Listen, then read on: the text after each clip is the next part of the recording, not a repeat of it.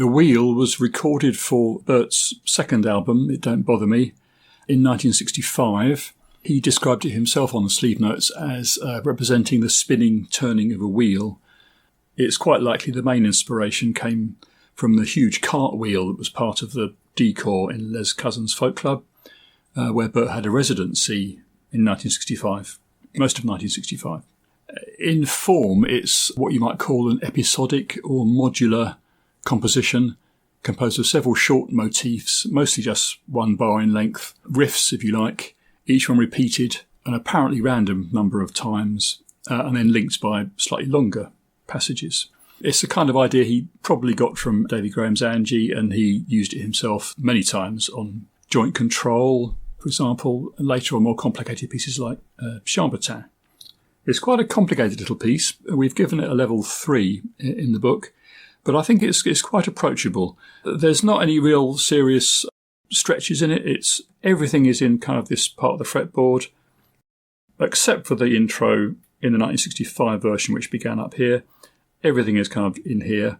But there's around 5 or 6 different little sections, 2 main riffs, which do most of the work in this tune. There are 3 versions currently available, 3 versions I'm aware of. The original on It Don't Bother Me, a 1968 version recorded in a Pentangle session with Terry Cox on bongos, which we've taken as a main reference for the book because it has an ending. All we've done in the book is we've just added the opening from the 1965 version, because it's a nice little variation of the first pattern in the later versions. There is a 1973 film of him playing a kind of truncated version that has all the main elements in it, all the main patterns, but repeated very few times, so it's quite short. But it makes an excellent reference for his fingering, which is a little bit hard to determine without that. There are alternatives to his fingerings, which I'll be talking about. Okay, so let's get going. The intro, only played in the 1965, he left it out of later versions, begins with one of his favourite chord shapes, an A add 9 chord, played with an open voicing.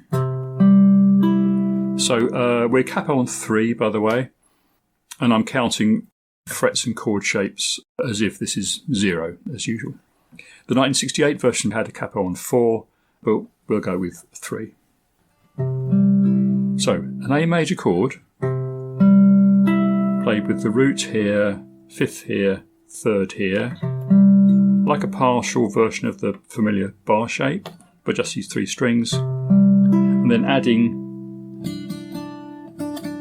the open 2nd string. So it's an A add 9 chord. Okay, and he plays it like this.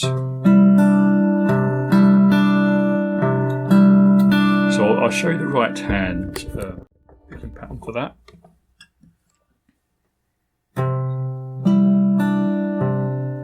So thumb here, thumb and index, and then the middle finger can pick this open 2nd string. Back to left hand. So the instinctive way, the intuitive way to play this, because it sounds like this, just moving those 2 fingers down, and then filling in with the open 4th and 6th strings before coming back. So it's a 4-beat pattern. 1, 2, 3, 4, 1, and 2, 3, and 4, and 1. But the way he played it, judging from the film of the 73 version where you see him play the same pattern down here, is not to slide, but to flip the fingers like this.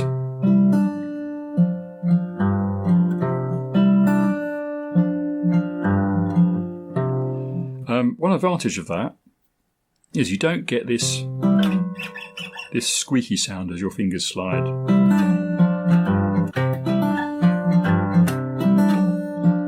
You get a little bit of squeaking still, because, but it's a bit less.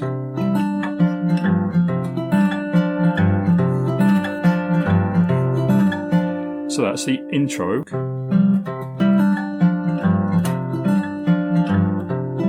Just 4 times. And And then it skips down to exactly the same thing down here. And this is where the 1968 version begins, and also the 1973. Again, the same idea, he swaps fingers here. You could slide down, of course, if you prefer. It means you keep your hand in the same shape, which is, makes it easy. This is a nice little pattern, I think, when the fingers swap over.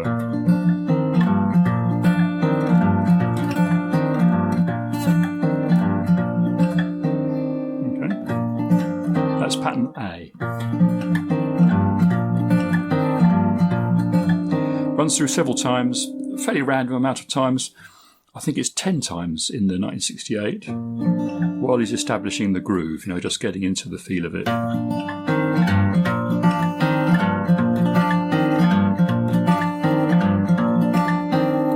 And of course, for you, when you're learning this, the more you repeat these patterns, the more they'll get embedded into your fingers. So the way to work on these things is not just go ahead too quickly to the next pattern. Work on each one individually until it really gets embedded in your fingers. Finger memory, if you like. Slow as you like to start with.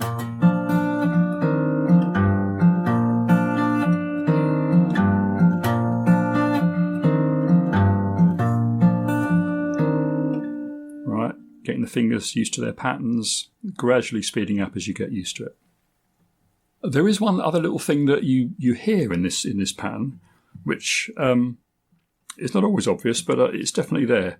He'll have a little finger on the 5th fret of the 4th string, so it's more like a more complete version of that chord shape. And you sometimes hear this finger, this note, as he comes off, like that.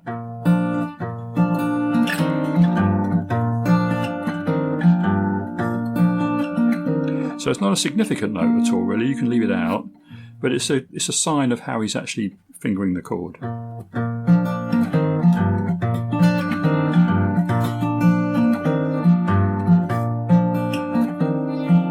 Okay, so that's pattern A. Moving on to B. Here it goes into a triplet, more of a triplet feel in 3/4. We've notated the meter as 12/8 and 9/8 in the book, but really 12/8 is just 4 beats of triplets, and 9/8 is 3 beats of triplets, 1 and a 2 and a 3 and a. And that's more evident in this pattern B. Okay,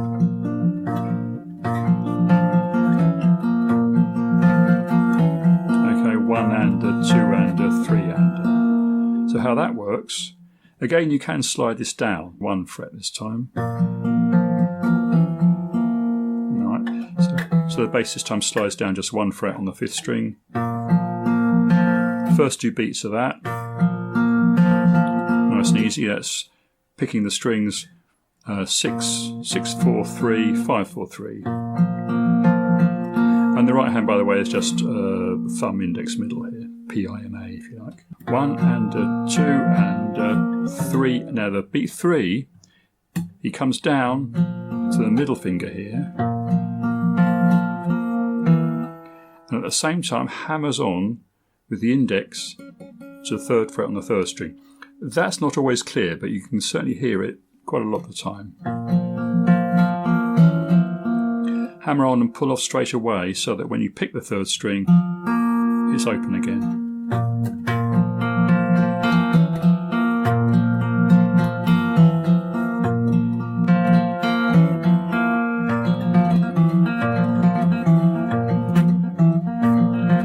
Now you see this nice little pattern you get with the fingers staying in position. You're not shifting.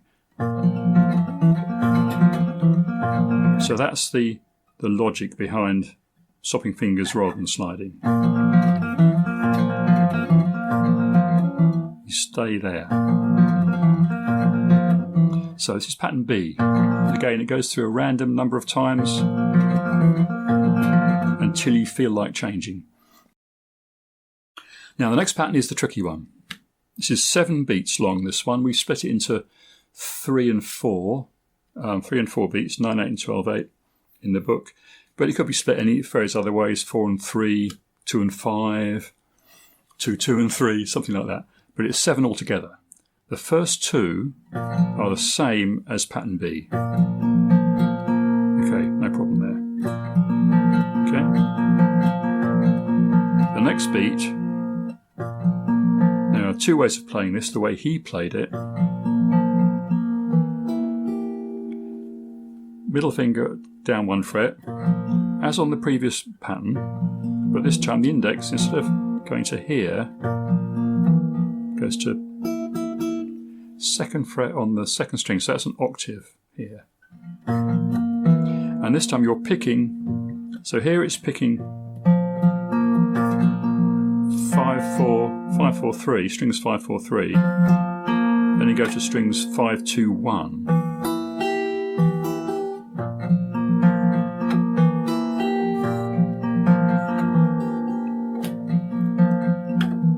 And to practice this pattern, 7 beats, work on each individual beat and then link them one by one. So the first 2 we've got, no trouble there. Okay. Then you'll be linking pattern 2, sorry, beat 2 to beat 3. You see what I did there was instinctively move down. So there we are, that's beat 3. Now beat 4, his index comes back to the 3rd fret now on the 5th string, and the little finger drops onto 5th fret of the 2nd string. And the right hand is picking the same strings, so we're going from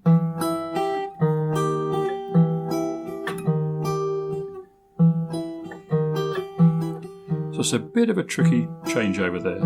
The index finger has to come back to here. Now you see I'm instinctively using my 3rd finger again here. He played it a bit like this.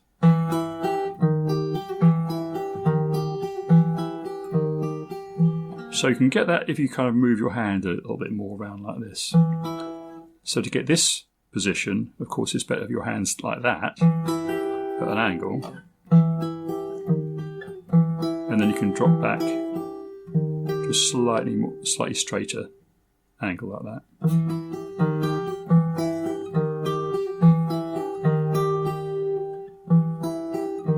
As I say, the alternative, if you're using 3-1 here, fingers 3 and 1, you could go for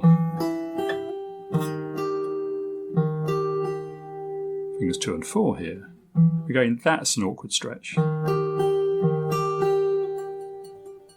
Okay, so let's try. We'll go with Bert's choice. Okay, I'm going to try and go with Bert's choice.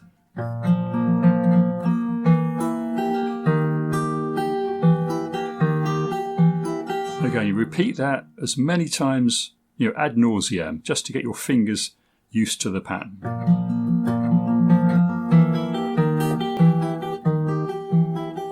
Okay, I'm not going to go over it as many times as I would to learn it myself, but that's the idea. As many times as you just got the fingers you're training your fingers to go to their places. You'll notice after the C sharp, E, you're getting a C and 2 E's here. Unison E's on the top. So lead up to that point again. This is beat 1. 1 and 2 and 3 and 4 and now the next one, beat 5. These 2 fingers here, 2 and 3, come down in between here. 5th fret on 5th string, 4th fret 3rd string. Now you're picking 5, 3 and 2 with a unison B here.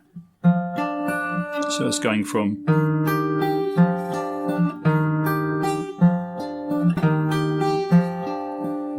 again, you go over that many times as you need to, join it with the previous pattern.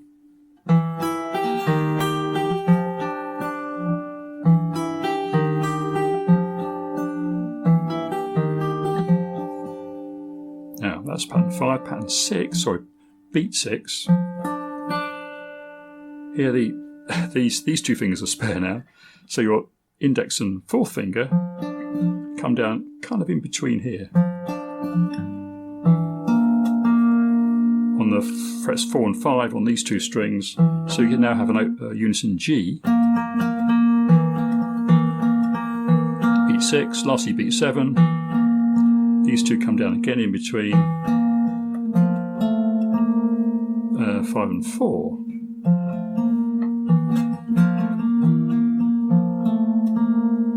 Again, picking strings 5, 4, 3. 5, 4, 3, 5, 4, 3 on the right hand. So that whole pattern, slowly.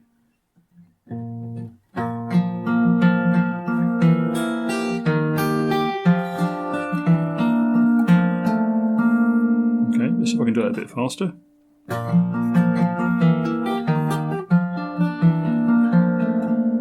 And that leads back to pattern B. Pattern B always introduces pattern C and follows it, I think all the way through anyway. So you might be starting from, and at some point go to there,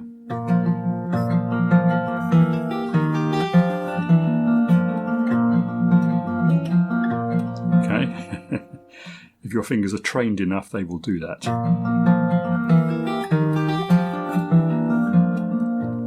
Okay. That's the hardest piece in the whole tune. So if you can master that, you've basically got the thing cracked. Okay, let's try it without different fingering. So the fingering, my intuitive fingering might do it this way.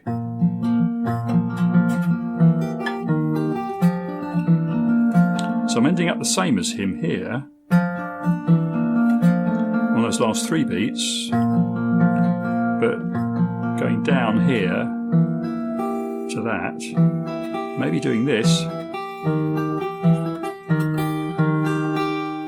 then coming back to his version here.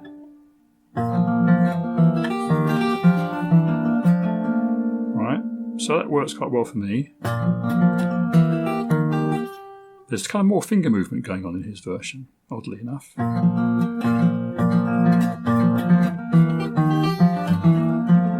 Okay, my version, just a little bit awkward because of this position here. Okay, that's not as nice and comfortable as his version, which is that. Okay, that's for beat. What beat is that? Beat 4. 1 and a 2 and a 3 and a 4 and a. That's his way. 1 and a 2 and a 3 and a 4 and a. My way. So I'm in second position here.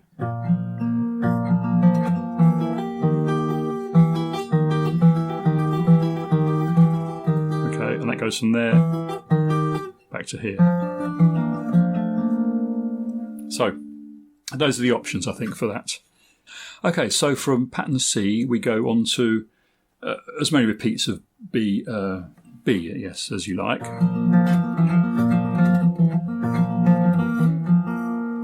Then there's a linking pattern, and there's a few variants of this. In the book we've given you what I think is in the 68, which is this. It's a 4-beat pattern, very simple bass line. Okay, so that's from the G here, D, C, A, G. Again, the first 2 beats are the same as before, same as B and C. And then it drops to the 3rd fret here, with the little finger coming in on the 5th fret of the 4th string. So again, you get those unison Gs there. And then off. All 3 open strings. 5, 4, 3.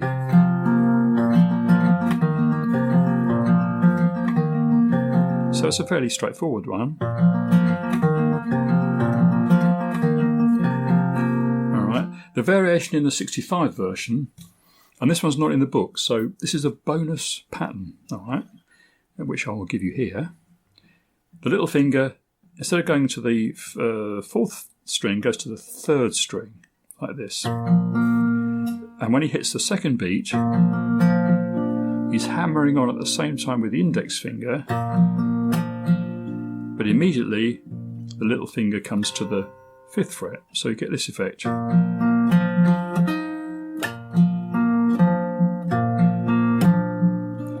You hear it faintly coming in there, but the little finger comes here by the time you actually pick the string.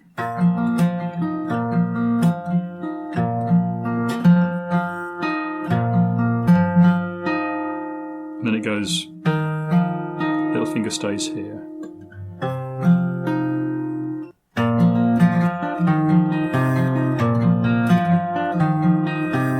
It's quite a nice one, that one.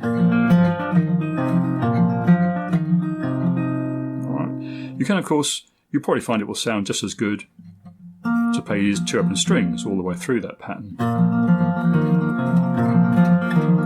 Doesn't sound very much different from, little finger here. It's a transition pattern, as I say, linking the other more significant ones. That then goes back to pattern A, times. Back to pattern B and pattern C again.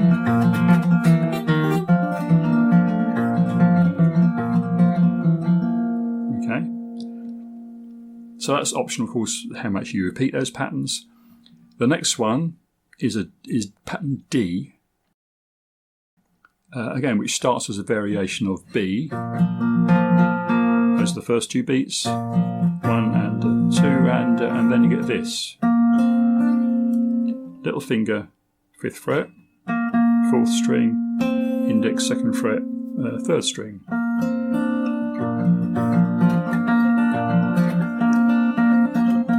Okay, there's a potential there for this ringing campanella effect, it's called, which is Italian for little bell. This idea that you can play melodies with the notes ringing across each other. But actually Bert keeps this note fairly short. Not... Okay. Your choice, of course, how much you want to make that note staccato or legato. So that's the 3-beat part of pattern D, which links back to a B riff. So it's like a pair of bars there.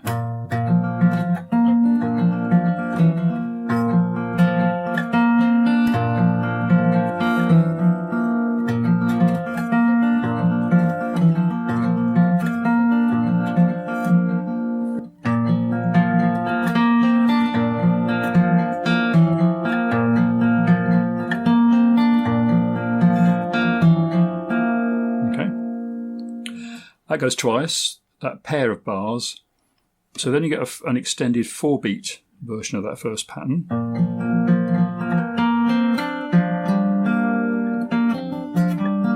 Okay, so the little finger and index just drop down 1 string. So you're picking strings 4, 4, 3, 2 here, and then 5, 4, 3.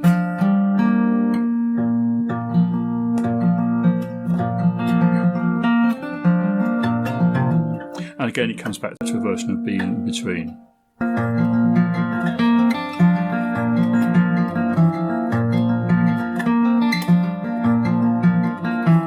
Okay. You can drop your little finger in here quite early on.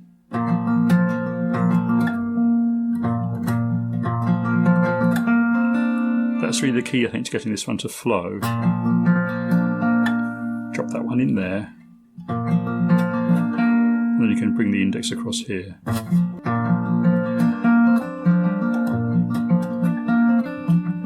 Okay, so the little finger's kind of leading the way across there. And back down.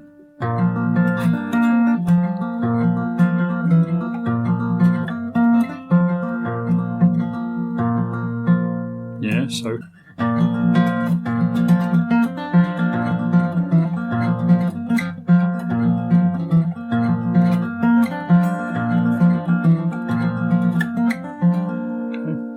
Right, then it goes back to pattern A. A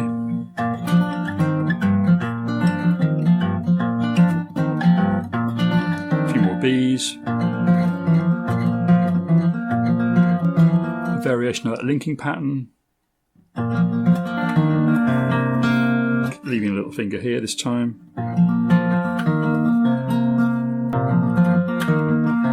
So you can see there's no real essential form to this linking one.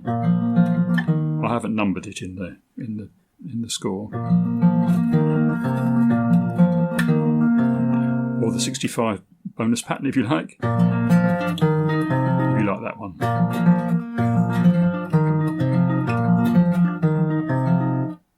Several more repeats then of the A, C and B patterns. And finally we come to pattern E. This is a very lengthy one. So again, starts with the same 2 beats as before. Okay, string 6, 4, 3, 5, 4, 3. And then you get a C major arpeggio. Yeah, 3, 2, 0 here. Then back to this little pattern that was in D. Pattern D. So it's like a variation of D, really.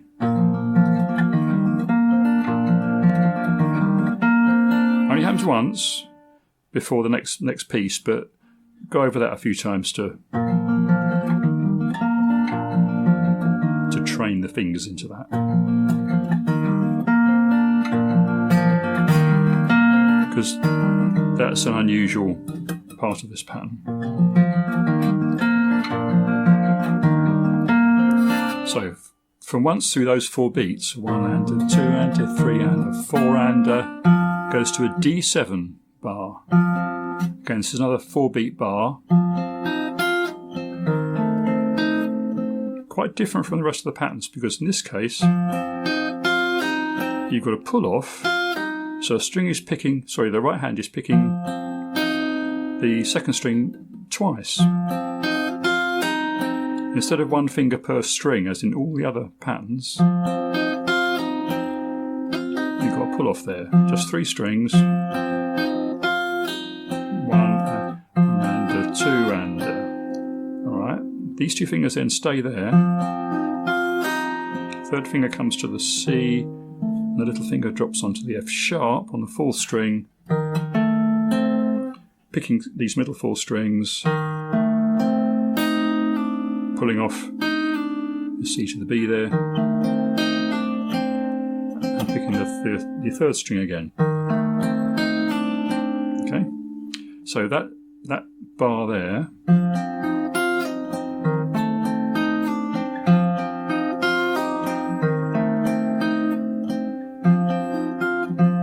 whether you do the pull off with the little finger or 3rd finger is not really a big deal. My instinct sometimes is to go for the little finger. Doesn't make a lot of difference with the change to there, really.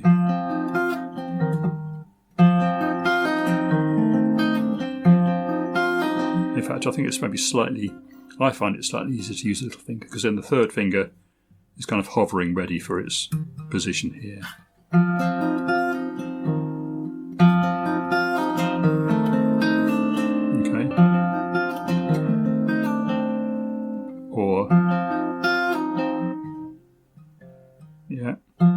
Little finger spare there until then. So linking that with the previous half of the E pattern, 8 beats altogether.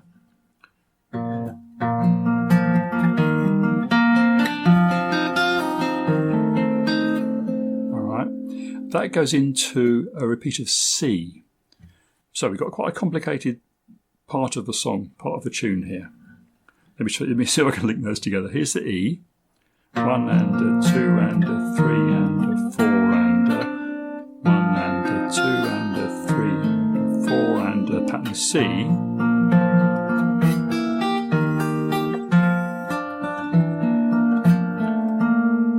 And then back to E again.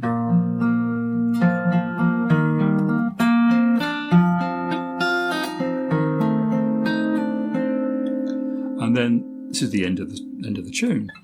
We've got a short B pattern.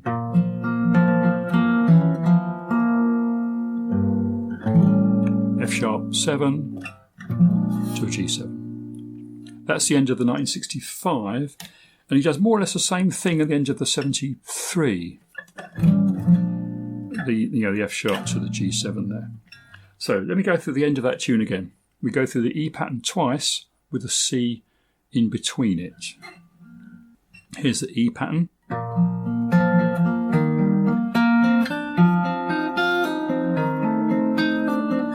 C.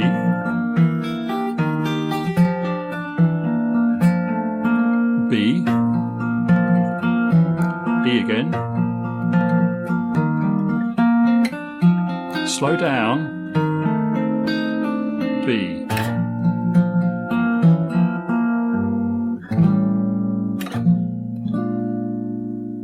Okay, there we go. That's the wheel.